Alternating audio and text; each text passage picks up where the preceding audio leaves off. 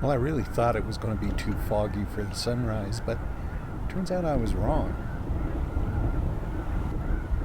Though I couldn't really see all the birds clearly here at Frank Lake, they were there, as were the hunters.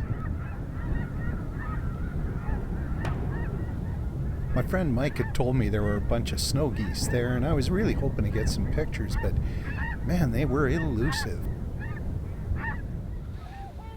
But Neil, another friend, told me about the swans that were at Clear Lake, east of Staveley.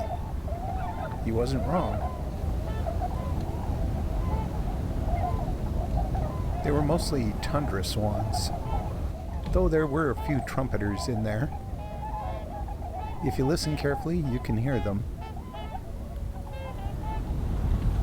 And as they flew back and forth between ponds, they pretty much ignored me. You could hear their wingtips cutting through the air. But much as I love photographing swans, I really wanted to find some snow geese. They should be around. I just wasn't finding many of them, at least none close enough to photograph. But there was a small bunch of them on Keogh Lake down by Barron's. But again, they were a long ways off. Much better luck, though, on a nearby slough. Finally, some snow geese.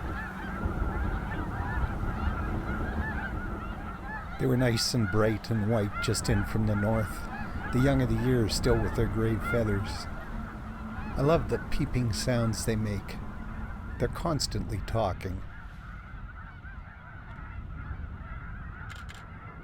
But I really didn't find very many of them. There's plenty of green feed in the fields for them to eat. And there's still a lot of grain crops standing. This last month has been terrible for harvest. But despite that, the flocks of snow geese I found were few and far between. Just little bunches, really. So I headed back toward Frank Lake to see what I could find. The swans were sleeping at Clear Lake, and the snow geese, they were right back in the same field again. But there's still plenty of time to find some. And man, I do love to go on a wild goose chase.